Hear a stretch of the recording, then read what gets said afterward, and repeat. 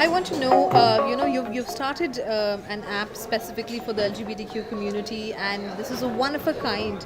Is this a one of a kind in the world? And if yes, what is that you're looking to do with this app? Sure, okay, let me answer your question in a couple of parts, right? Yes, we are the first and only homegrown app for the LGBTQ community in India. Now, when I say first and only, I mean that also because we're an app that is contextualized entirely to the unique challenges faced by the community here. Sure. That, however, can extend and may extend to various geographies around the world where the community has been marginalized. You see, when international apps from the West operate in India, for example, they have been created for that context. Sure. An app that caters predominantly to the United States works under the assumption that there is decriminalization, that there is social acceptance, that there is no need to hide, Sure. that there are no real problems of blackmail, extortion, etc. And we've seen time and time again that when those apps come to India, all these problems arise. Right. The problems do not remain confined to the online space that they operate in. There have been tremendous number of horror stories of extortion, blackmail, bribery, rape, sexual soliciting for sex, and so on and so forth. So to that effect, we've seen Delta grow very quickly, organically. I started work on this app about a year and a half ago, but we've only got the app out 5-6 months ago. I see.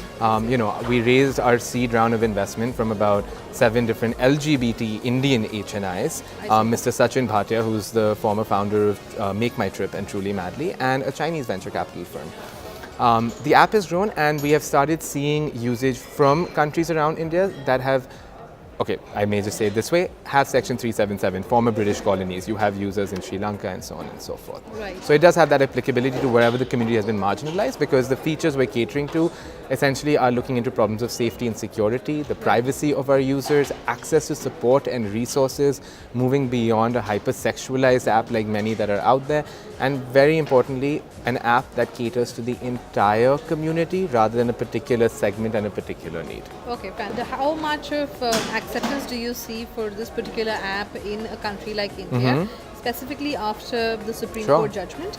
And how do you see this grow? Like Sure. you said, you're going for your second round of funding. So what is the midterm view that you have for this business model? Absolutely. So, in fact, let me preface your question by saying I started work on this app pre-377's reading down.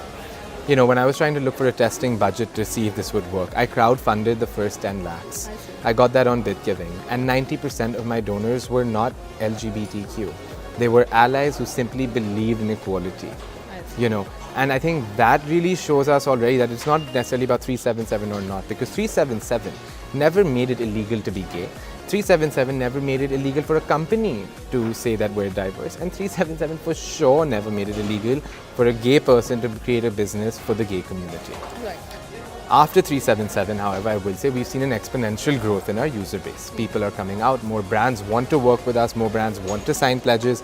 I'm not going to question their motivations right now, because right now we need that support, we need them to come on board, and we've already seen that growth. As I go to our next round of investments, we are a social networking app. We have 3 main components: dating, matchmaking, community, which is kind of along the social networking aspects in terms of groups and discussion forums, support networks, therapy, and we have the Delta Network, which is like a listing portal, where you can have access to your nearest LGBT-friendly healthcare providers, safe spaces, hotels, restaurants, and so on, businesses, so on and so forth. I see.